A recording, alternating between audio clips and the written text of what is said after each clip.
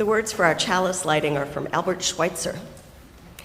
At times, our own light goes out and is rekindled by the spark of another person. Each of us has cause to think with deep gratitude of those who have lighted the flame within us. In the glow of that gratitude, let our worship begin. Good morning. My name is Lois Phillips. My pronouns are she and her, and our church shares a covenant that we make with one another. It's a promise that helps to remind us of why we gather and how we want to be with one another.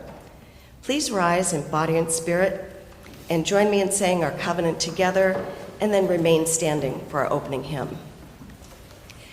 We unite to strengthen the bonds of kinship among all persons, to promote human dignity, and to increase reverence for life's creating, sustaining, and transforming power through worship, study, and service. For all that is alive, we sing our thanks and praise. For all life is a gift, which we are called to use to build a common good.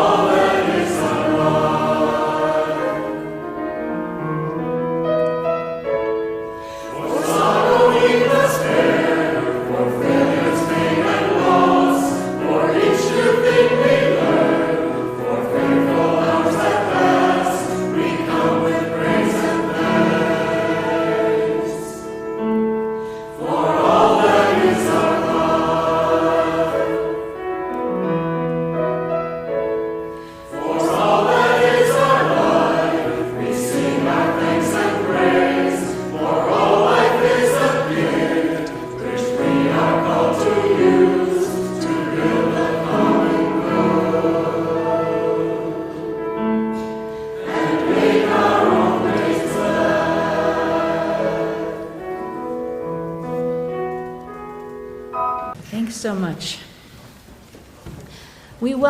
We come into this sacred space, this hallowed hour, made sacred by our presence and our intentions here. We come with deep gratitude for the changing of seasons as they follow one after another, for smiles and waves and spoken greetings, for being with others in worship, for babies and puppies and kittens, for the wisdom of the old.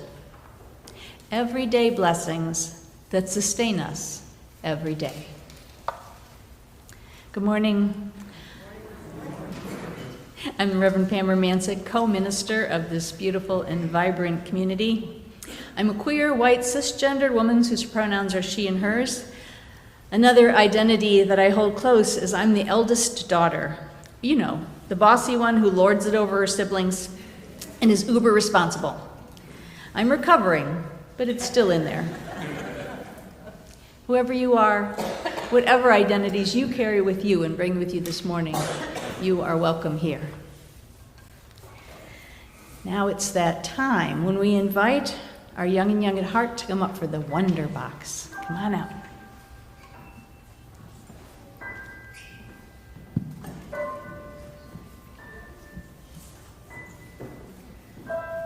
Good morning. How are you guys doing today? I'm going to hand it over to Reverend Karen, I believe, for a wonder. But no, I'm doing the one box. Okay. I've got this. The wonder box this morning, or our story to today. You guys have ever heard of the story "And Tango Makes Three"? You ever heard of that story? Anybody out here familiar with Tango? That might give you a hint as to what could be in the wonder box. But I want you just to think for a minute. Think. Think of things maybe that are black and white. That might be a hint. Think of things. That's a good guess. Think of things that might walk a little funny. A penguin. Who said that? Who said the penguin? Oh, come on up and open. Come on up and you should open the. Come on up and open the Wonder Box. Sorry, William. You get to open it because you guessed.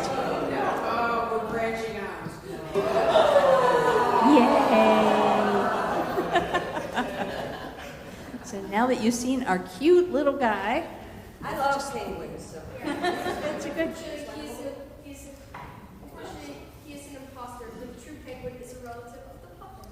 Oh, Maybe it's the other way around. yes. You probably look at this more like. We are so lucky here. We have children that correct our stuffed animals. That's good. It's so great that the next generation is so much smarter than I am. Thank you, William. We are going to invite, we have a special guest to read our story this morning, so we're inviting Joy to read. And Tango Makes Three by Justin Richardson and Peter Parnell, illustrated by Henry Cole. In the middle of New York City, there is a great big park called Central Park. Children love to play there. It has a toy boat pond where they can sail their boats. It has a carousel to ride on in the summer and an ice rink to skate on in the winter. Best of all, it has its very own zoo. Every day, families of all kinds go to visit the animals that live there. But children and their parents aren't the only families at the zoo. The animals make families of their own. There are red panda bear families with mothers and fathers and furry red panda bear cubs. There are monkey dads and monkey moms raising noisy monkey babies. There are toad families and toucan families and cotton pop tamarin families too. And in the penguin house, there are penguin families. Every year at the very same time, the girl penguins start noticing the boy penguins, and the boy penguins start noticing the girls. When the right girl and the right boy find each other, they become a couple. Two penguins in the penguin house were a little bit different. One was named Roy, and the other was named Silo. Roy and Silo were both boys, but they did everything together. They bowed to each other, they walked together, they sang to each other, and swam together. Wherever Roy went, Silo went too. They didn't spend much time with the girl penguins, and the girl penguins didn't spend much time with them either. Instead, Roy and Silo wound their necks around each other. Their keeper, Mr. Gramsay, noticed the two penguins and thought to himself, they must be in love. Roy and Silo watched how the other penguins made a home, so they built a nest of stones for themselves. Every night, Roy and Silo slept there together, just like the other penguin couples. And every morning, Roy and Silo woke up together. But one day, Roy and Silo saw that the other couples could do something they could not. The mama penguin would lay an egg. She and the papa penguin would take turns keeping the egg warm, and finally it would hatch. And then there would be a baby penguin. Roy and Silo had no egg to sit on and keep warm. They had no baby chick to feed and cuddle and love. Their nest was nice, but was a little empty. One day, Roy found something that looked like what the other penguins were hatching, and he brought it to their nest. It was only a rock, but Silo carefully sat on it, and sat, and sat. When Silo got sleepy, he slept, and when Silo was done sleeping and sitting, he swam and Roy sat. Day after day, Silo and Roy sat on the rock, but nothing happened. Then Mr. Gramsay got an idea. He found an egg that needed to be cared for, and he brought it to Roy and Silo's nest. Roy and Silo knew just what to do. They moved the egg to the center of the nest. Every day, they turned it so each side stayed warm. Some days, Roy sat while Silo went for food. Other days, it was Silo's turn to take care of the egg. They sat in the morning and they sat at night. They sat through lunchtime and swam time and supper. They sat at the beginning of the month and they sat at the end of the month. And they sat all of the days in between. Until one day, they heard a sound coming from inside their egg. Peep, peep, peep, peep, it said. Roy and Silo called back. Squawk, squawk. Peep, peep, answered the egg. Suddenly, a teeny hole appeared in the eggshell, and then, crack, out came their very own baby. She had fuzzy white feathers and a funny black beak. Now Roy and Silo were fathers. We'll call her Tango, Mr. Gramsci decided, because it takes two to make a tango. Roy and Silo taught Tango how to sing for them when she was hungry. They fed her food from their beaks. They snuggled her in their nest at night. Tango was the very first penguin in the zoo to have two daddies. Soon Tango grew strong enough to leave the nest. Roy and Silo took her for a swim, just like all the other penguin families. And all the children who came to the zoo could see Tango and her two fathers playing in the penguin house with the other penguins. Hooray, Roy! Hooray, Silo! Hooray, Tango! They cheered. At night, the three penguins returned to their nest. There they snuggled together, and like all the other penguins in the penguin house, and all the other animals in the zoo, and all the families in the big city around them, they went to sleep. So much. Now we're going to sing our children off to their classes.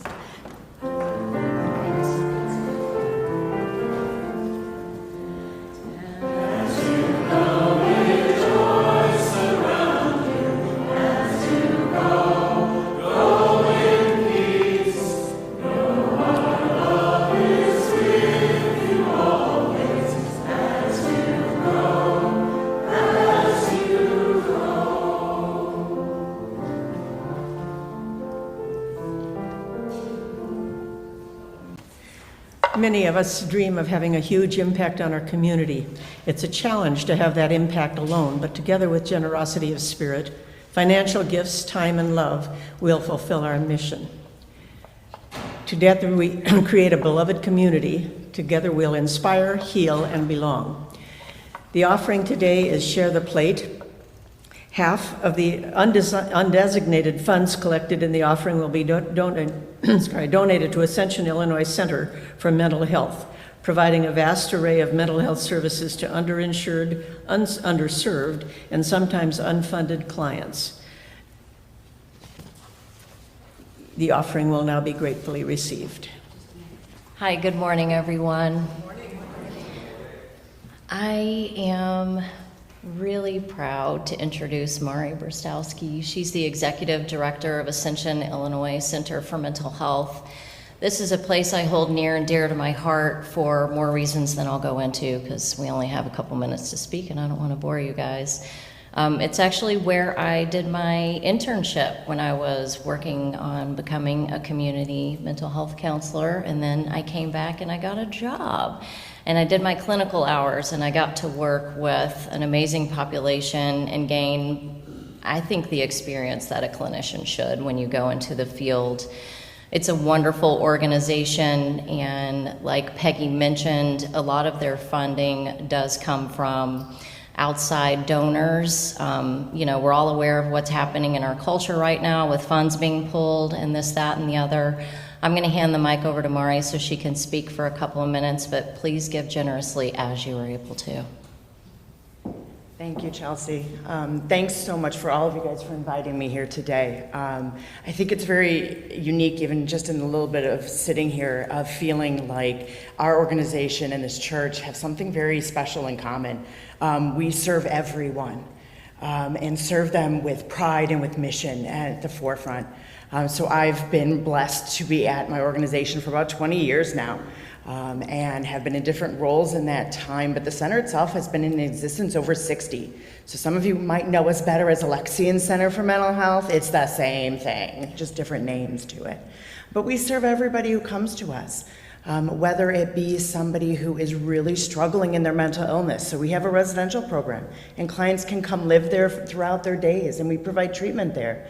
Just the other day, one of our clients, who I don't go over there a ton, but they know who I am, and he came up to me and he's like, "Oh, I'm your baby boy, right? His name is Matthew, right?" And I said, "Yeah, I'm still praying for him every night. I still pray for him." I'm like, "Thank you so much, Johnny. I appreciate that immensely." So everything from really caring for those clients who need us 24/7 to we have a transitional living program that helps clients get back on their feet. So we have an apartment complex that we rent out in Arlington Heights. And again, we provide treatment and a place to live while they're getting everything in order, while they're learning how to manage depression or anxiety, while they're learning how to make sure that their apartment stays nice and clean and budget with the little money that they get.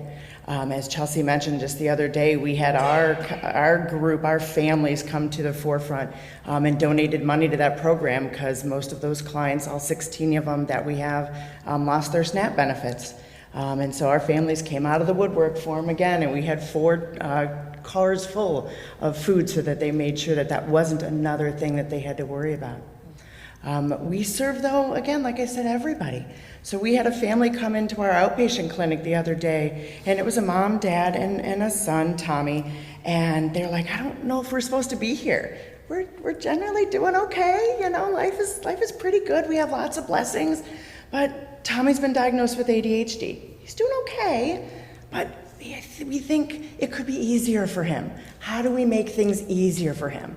And so we're like, of course you're in the right place. We can help with that too. So we can really work with, again, everybody that comes to our doors that just needs a little bit of assistance, a little bit of help. The story the other day from one of our, again, transitional living programs, we had somebody come into our program who had been raised by a single mom. Unfortunately, mom was not doing so well herself. And as she grew into adulthood, she faced a lot of domestic violence, ended up in a domestic violence shelter. After that, needed someplace to live. Didn't have money, didn't have a job, didn't have income or insurance, but we were able to take her in. We were able to give her that support, that structure, those coping skills that she needed. And she actually graduated from the program last month and has her own apartment, has a part-time job, and is doing well for herself. But we do that because of donations and funding. We have grants from the state of Illinois, we have grants from private organizations, and from everybody around the corner, just regular people who are willing to share their blessings. And that's what we're here today to ask for you, and I'm so grateful for all of you who are able and willing to do that for my organization. Thank you. Thank you so much for your generosity, your ongoing and unceasing generosity in this congregation. I'm going to invite you to settle into your chairs, to let your shoulders drop. Let any anxiety that you've carried with you go down your shoulders, down your back, through your legs, out the bottom of your feet. Just feel it all pouring out of you into the rich, dark earth below us. And then just with me, take a few deep breaths in, releasing breaths out, feeling your shoulders drop. Releasing any tension.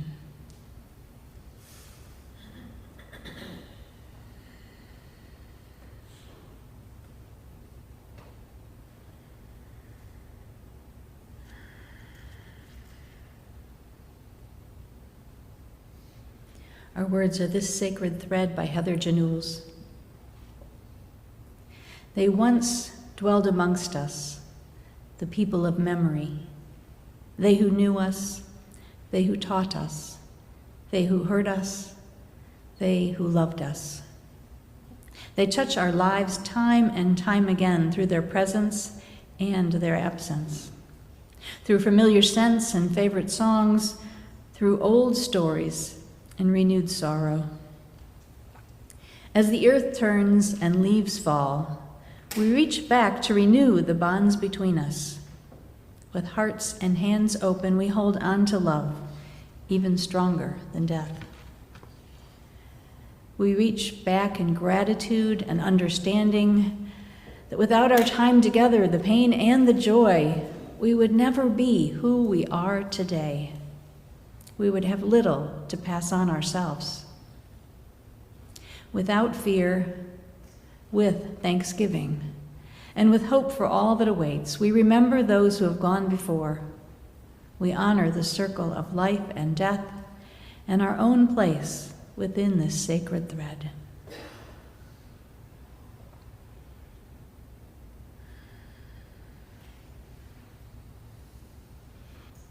This is the time when we recognize the joys and concerns within this gathered community.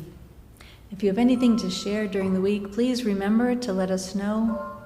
You can call me, you can call the office, there's email ways, there's a form on the website, so many ways to stay connected. Today we remember board member Brian Shefkis, who needs the love.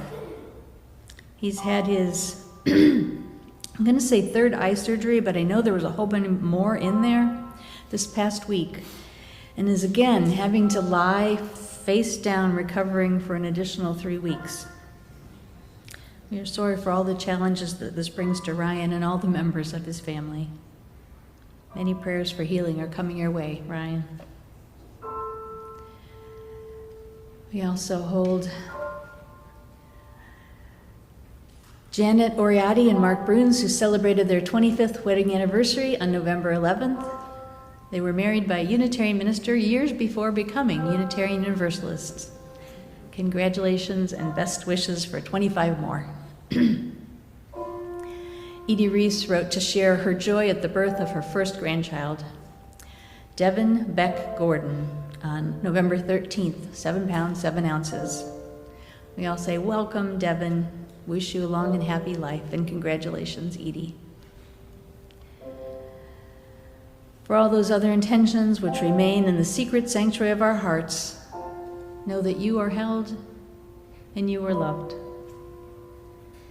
Please join me now in singing Spirit of Life.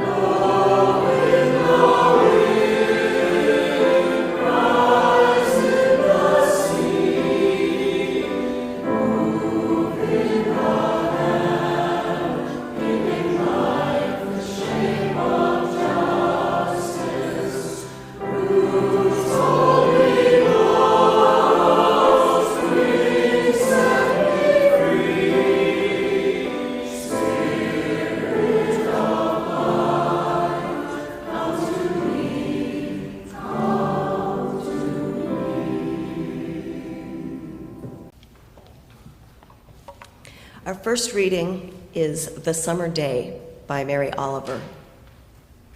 Who made the world? Who made the swan and the black bear? Who made the grasshopper? This grasshopper, I mean, the one who has flung herself out of the grass, the one who is eating sugar out of my hand, who is moving her jaws back and forth instead of up and down, who is gazing around with her enormous and complicated eyes. Now she lifts her pale forearms and thoroughly washes her face. Now she snaps her wings open and floats away. I don't know exactly what a prayer is.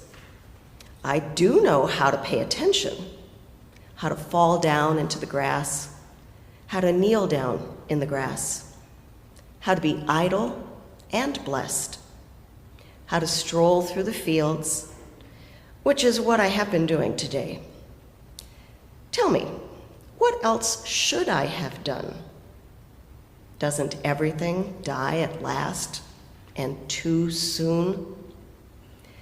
Tell me, what is it you plan to do with your one and wild and precious life?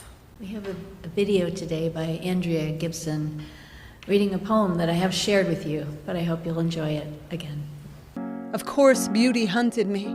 It hunts everyone. But I outran it, hid in worry, regret, the promise of an afterlife or a week's end.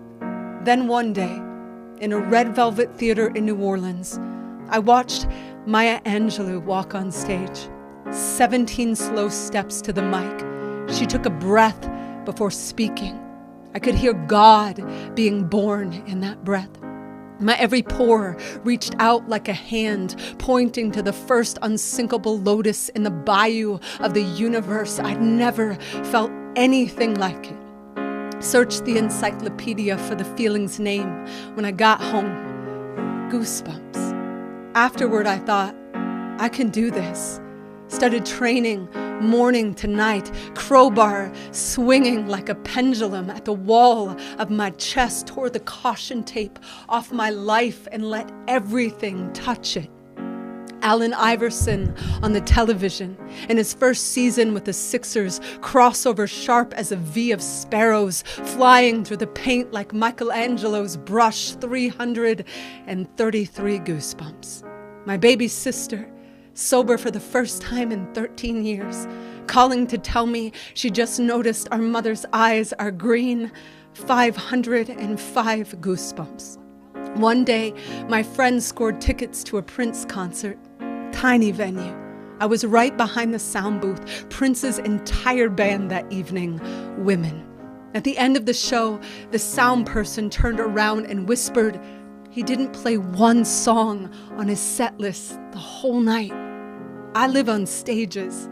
I know what it is to scratch a plan, but not the whole trip, and still arrive to your destination 200 years before your time, 421 artists formerly known as Goosebumps. But that's just the fancy stuff. Some of them came from simple facts. It rains diamonds on Jupiter, 189 goosebumps. Blood donors in Sweden receive a thank you message when their blood is used. 301 Nordic goosebumps. One night in Michigan, my friend, still undiagnosed, could not uncurl her fingers to strum her guitar, so she sang the chords instead.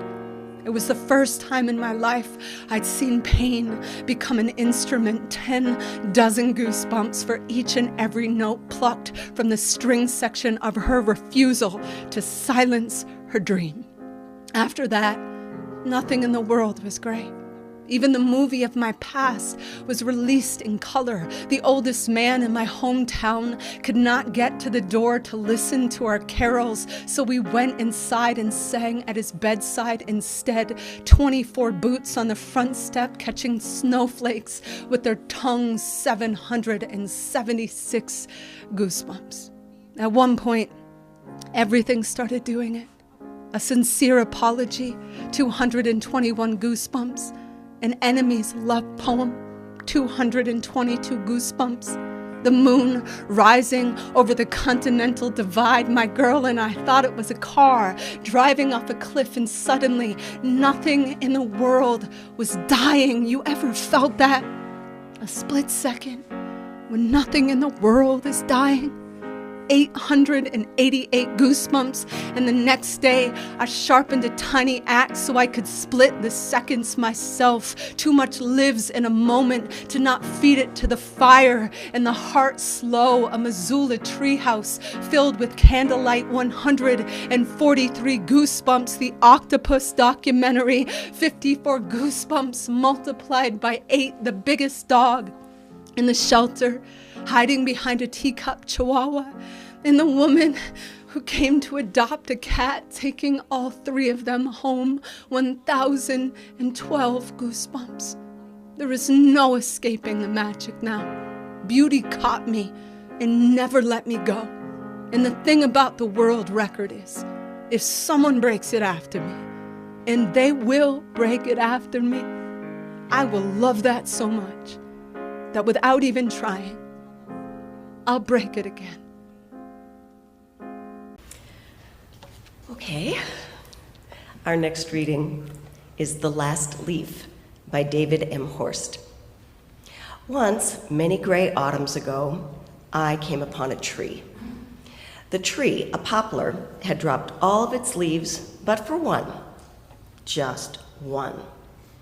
Exactly one leaf remained near the topmost part of the tree, fluttering in the breeze like a little reddish-brown flag. All of the other leaves lay about the ground or had blown away. I stopped and looked and marveled at the sight. I wonder what the odds might be that I was the one person who happened to arrive at that one tree at that one moment when but one leaf remained. What were the odds? I felt an instant kinship with one leaf. I admired its stubbornness. I spoke quietly to it. Hang on, never give up, don't let go. I gazed at the last leaf for a time, though I did not stay to witness its falling. I did not want to witness its falling. The leaf was not ready to let go and drop silently to the ground, and neither was I, though I knew we both would, in time, let go. I praised the last leaf on that autumn day many years ago when I was still young. I walked on, and slowly, imperceptibly, a sense of calm came over me, a sense of acceptance, and a sense of peace. The exuberance of the summer is gone. Grand plans and high hopes give way to chilly reality. We loved as best we could. We've reaped as much as we could. We've traveled life's journey as far as we could. We counted our blessings and our losses. All leaves must fall. The circle of the year comes around. Our hemisphere tilts away from the sun. Green turns to gold, life returns to the soil, animals retreat.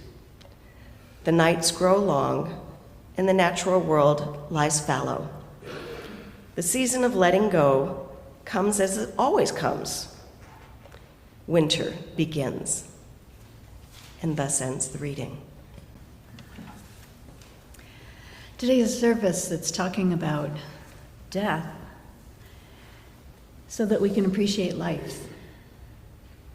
This is one of those weeks where I have felt incredibly blessed to be a minister, because in preparing for this service, I've been reading and watching and listening to Andrea Gibson poems and crying all week. It's really good for the soul. And that's what good poets do, right? They share, by sharing the depths of their own deepest truths, they remind us of our own. They touch on something that reverberates and shakes us out of our complacencies, out of all that pushed down reality, all those things we're trying not to notice. All the stuff that kind of builds up like barnacles on our very tender psyches and hearts. Andrea Gibson was one of the many people out there who can connect us with that something that sometimes we don't even have a name for. I like to think of it as the holy otherness of life. The part that shows up when we're still, when we make room for wonder. I've used Andrea's poetry in services here before, and I know many of you are already familiar with them. For those who aren't, let me just share a little bit. Andrea was born in a little town at the very top of Maine, right on the eastern Canadian border. So she grew up a New Englander. They grew up in a religious family, but they always knew that something didn't quite feel right. Andrea went to a very Catholic college, and she played on the women's basketball team, describing themselves as incredibly shy. Writing was a way to both connect with themselves and then to process what was going on in the world around them.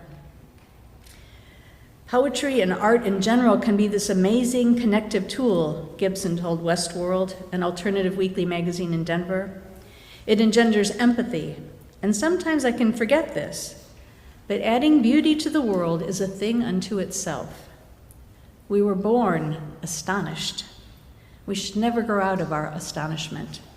End quote. Wouldn't it be lovely to be able to hold on to our astonishment for our entire lives, to keep connecting with it no matter what age we get to be? Andrea discovered slam poetry after moving to Denver. And once they got up on that stage and began sharing, they found out deeper truths about themselves when they were sharing with others. Poetry does that, doesn't it? It breaks through. It uncovers that life force that we all have. And when Andrea changed their pronouns from she to them, it was a way of embracing a non-binary identity and becoming the person they always knew themselves to be.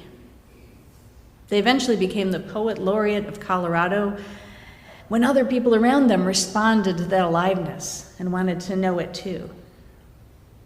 I discovered Andrea after they'd already developed cancer, when they stopped touring and had moved to Instagram.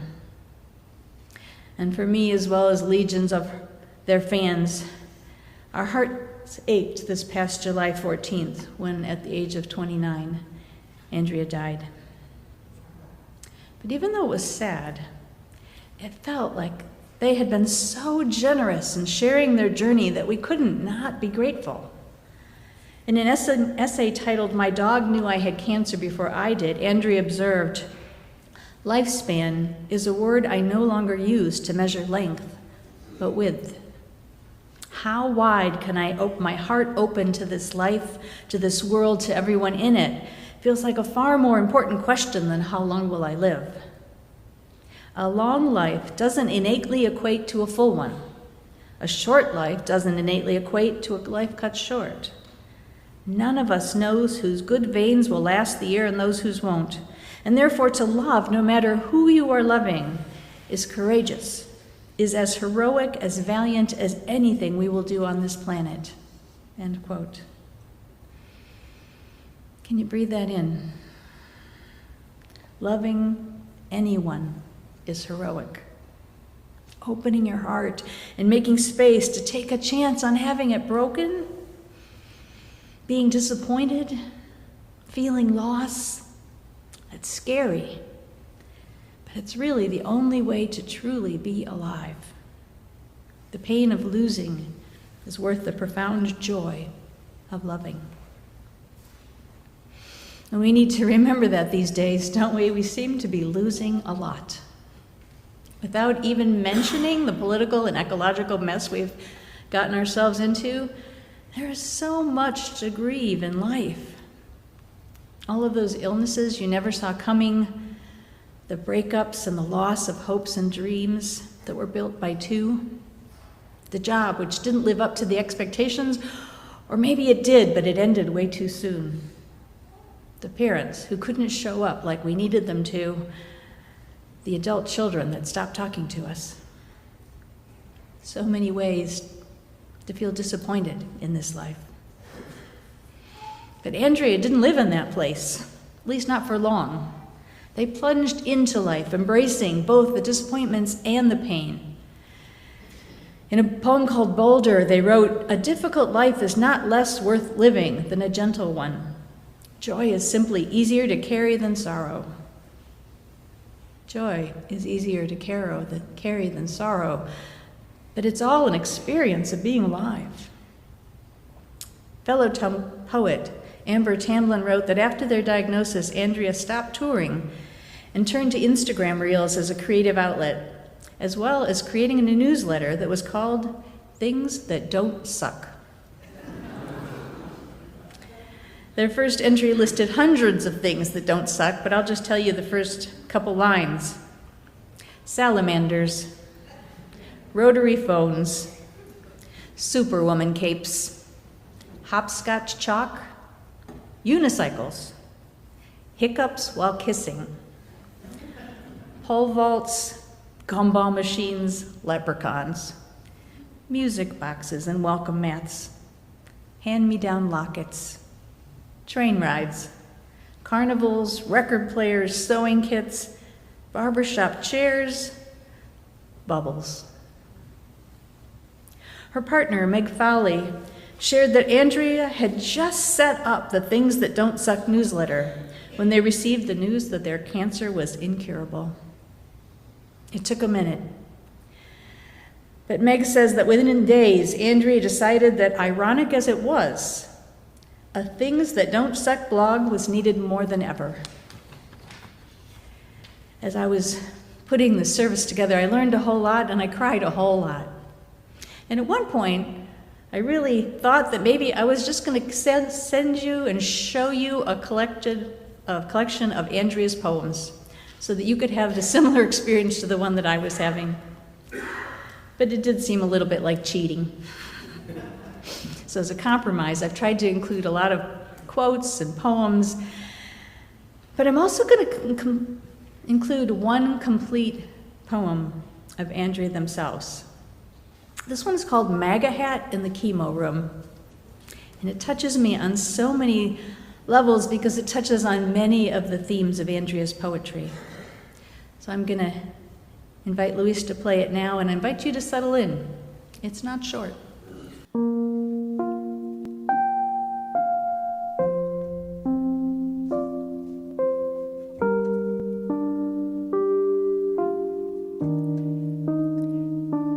There is a man wearing a MAGA hat in the chemo room. I can't get a good look at him because my body is plugged into a bunch of beeping machines, but my partner just tore the headphones out of my ears and said, "There is a man wearing a MAGA hat in here." I misplaced a medical marijuana edible around 3 a.m. last night, and I couldn't find it till I woke up this morning, chugged the glass of water beside my bed, and the water tasted weird. So I'm relaxed in public for the first time in my entire life. My thoughts are snuggled between stacks of jelly donut pancakes. I am right now pouring syrup over my frontal lobe, which is to say I am chill today. Chill and terribly, terribly, terribly disturbed. Who wears a Trump hat to chemotherapy? Why didn't this guy get the memo I got? The one that said don't wear political attire to chemo? Who sent me that memo? I sent it to myself. Why'd I do that? I have no idea. Every article of clothing I own rocks a political slogan. March for our lives, rest in peace, patriarchy, queerdo. My own sister makes hats with the E crossed out of the word hate to spell simply hat. And I'm not even wearing that. Like, don't hate people is suddenly too edgy of a statement for me to make. Have I become a coward? Did my radical hysterectomy make me less radical? Has facing my own mortality robbed me of my politics? Please tell me I'm not becoming one of those can't we all just get along people? The ones I absolutely blame for the fact that no one can get along. I see a Trump hat and think, when that person dies, he's not going to be a ghost, he's going to be a white sheet. I see a Trump hat and think, when I die, dude's going to show up to my funeral waving a God hates queers sign at my family's tears. That is, if he knows I'm queer. I guess there's a chance he thinks I'm straight, that I'm bald now, but in a healthier year, I'm rocking a blonde bob with face-framing highlights, that I'm a mascara model who's only temporarily used up my wishes, that I'm wearing this blush to sun-kiss my already peachy cheeks, and not because my red blood cells have been devoured by radioactive vampires and I look dead without it. Who wears a Trump hat to chemotherapy? Is Trump even allowed to tweet? Pigeons have more permission to lead the country. In the chair closest to mine, there is another man who isn't wearing a Trump hat, but who I guess is a Trump voter because he just mentioned to the nurse that he has a few Mercedes. I know there are Democrats who have a few Mercedes. I just guess they mention it less in rooms full of people fighting for their lives. The first rule of being a rich liberal, act like you don't have money. Be so down to earth, you're actually dirty. No one can pull that look off except Bernie. Everyone can see Bernie is genuinely into conserving water. Me too.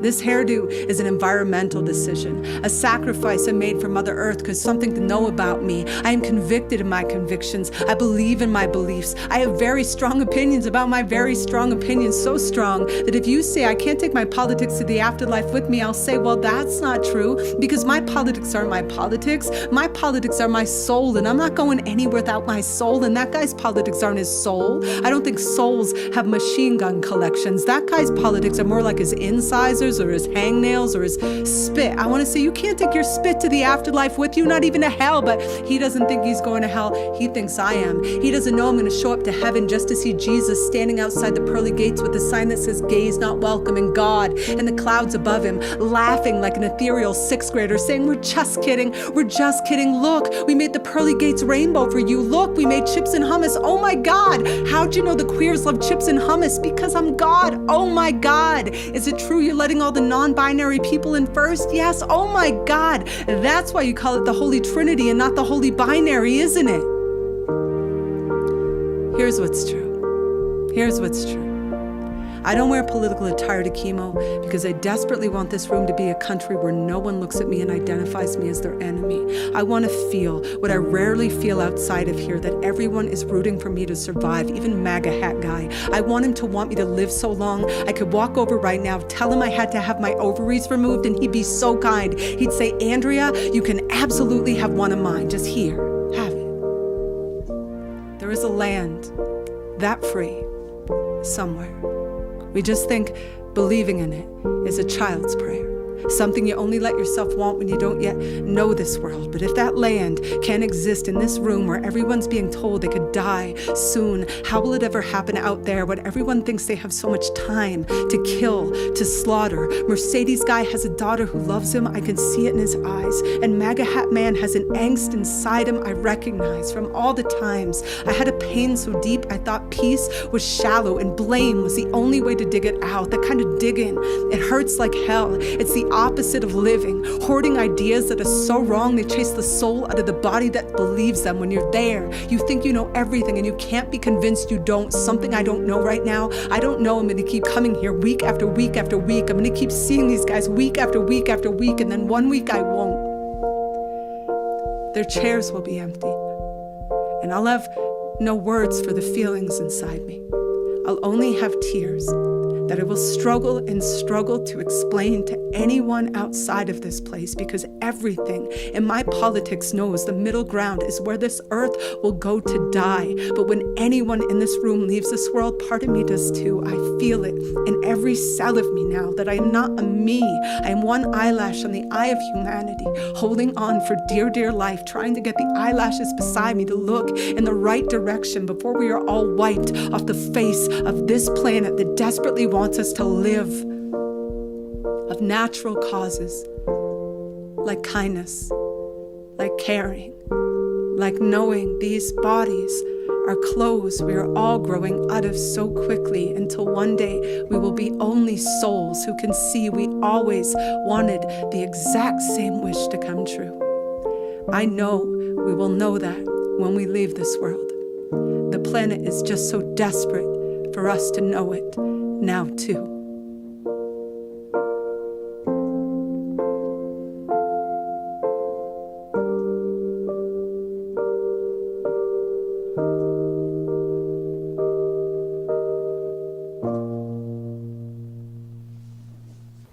I've already given a list of links to many of their poetry, so Lori's going to put it in next week's e-news. So if you want to watch them, you can. Breathe with me just a moment. The planet desperately wants us to live of natural causes like kindness, like caring, like knowing these bodies are clothes that we are all growing out of so quickly until one day we will only be souls. I'm not sure who Andrea Gibson was, but I suspect they were what the Buddhists and Hindus call a bodhisattva, a being who found enlightenment, but who, instead of going on to nirvana, who, escaping from samsara, decides to come back and share what they've found out with the people, with us, who are still struggling here trying to find our way. Are bodhisattvas real? Andrea makes me believe in them. The world feels pretty messed up right now, it's true. So much is going on that we wish was not going on. But you know what? This week, reading and watching and listening, I felt all right. In fact, I felt better than all right. I felt peaceful. I felt connected. I appreciated being alive. And when I walked outside, I wasn't thinking about all the things going wrong. I was noticing the sunshine. I was hearing the birds singing. And when my dog Parker woke me up at 5:30 in the morning, not to go outside, but because she wanted a chewy, I wasn't quite so annoyed, because she's old. She's not going to be here that much longer, so I'm going to appreciate those morning wake-ups. The things that suck are always going to be here, but they don't have to be the focus of our attention or our energy. Aging parents are going to need care. Prices are going to go up. Technology is going to become more and more annoying. But we can still make space each day to come up with our own lists of things that don't suck. I came up with 5 as I was writing this. Wind chimes on a blustery day. The scent of pine floating on the breeze. Soft socks that don't bunch up. Geese honking on overhead as they head south for the winter. And cabbage and noodles. Here's a challenge. Once a day, or maybe a couple times a week, take a moment and think of something that doesn't suck for you. Write it down. Start your own lists. If more come to mind, go ahead, make your list as long as you want. Find a friend and make it a competition. See who can come up with the most things that don't suck. Andrea Gibson made the world a brighter, better, holier place in their very short time here because they paid attention. And they paid attention to what didn't suck. They acknowledged the importance of the width, the depth, the wholeness of life, rather than just focusing on how long it might last. They said the better question that we should be asking is, how wide can my heart open to this life, this world, to everyone in it? How wide? Open hearts, tender vulnerability, honesty so raw it invites everyone in. We can strive for those things. Andrea's gone, but each one of us can bring our own astonishment at the gobsmacking beauty of this world. It's right here in front of us every single day. We simply have to choose to look. Amen. Blessed be.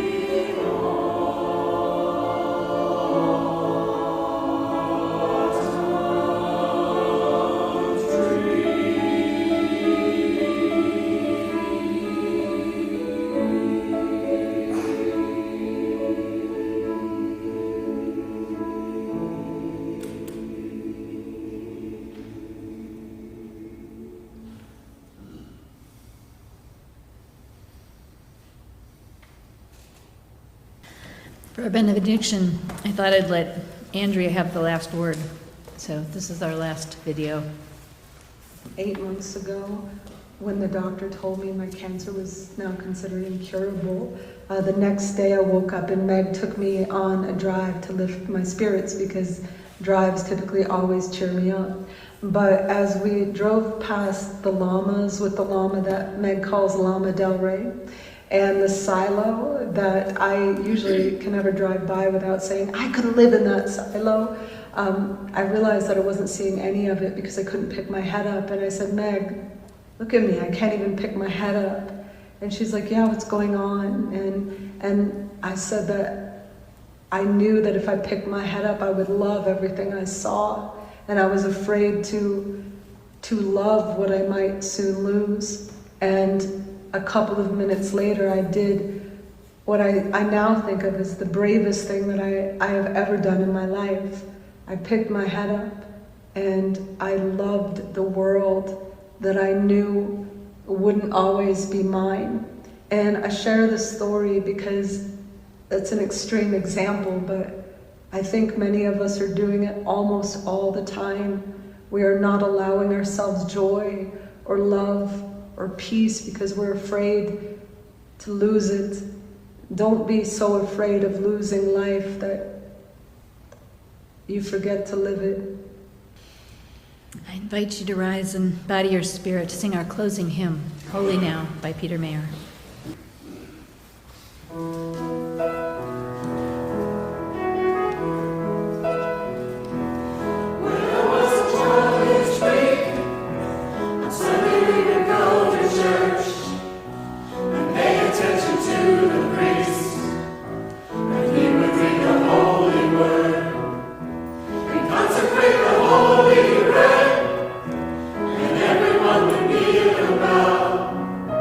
Today the only difference is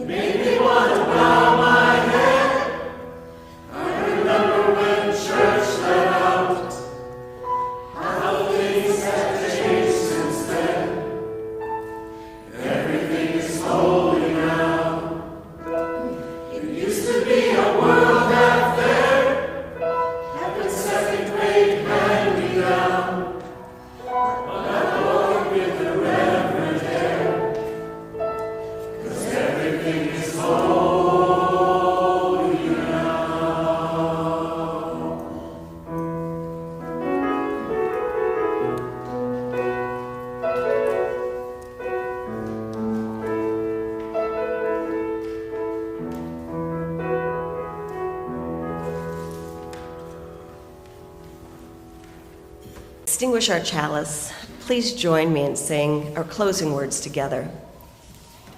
We extinguish this flame, but not the light of its truth, the warmth of this community, nor the fire of our commitment. These we carry in our hearts and share with all.